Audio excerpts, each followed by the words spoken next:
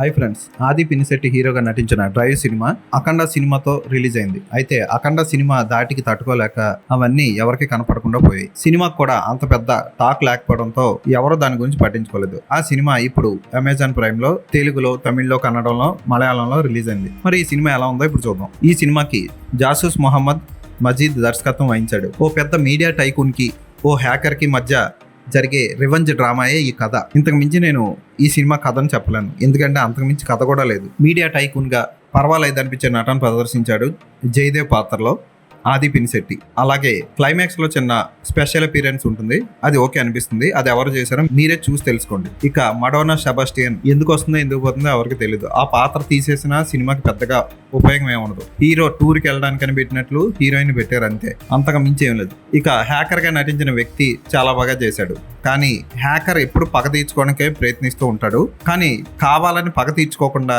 పగని వాయిదా వేస్తున్నట్లు అనిపిస్తూ ఉంటుంది. ఆ వాయిదా ఎంతసేపు అంటే సినిమా ఎండింగ్ వరకు. అక్కడక్కడ ఫోటోగ్రఫీ బాగుంటుంది, బ్యాక్గ్రౌండ్ మ్యూజిక్ ఓకే అనిపిస్తుంది, అంతే తప్ప సినిమాలో చెప్పుకోవడానికి పెద్దగా ప్లస్ పాయింట్స్ ఏమీ లేవు. లొకేషన్స్ బాగుంటాయి, సెట్టింగ్స్ బాగుంటాయి, కాకపోతే సినిమా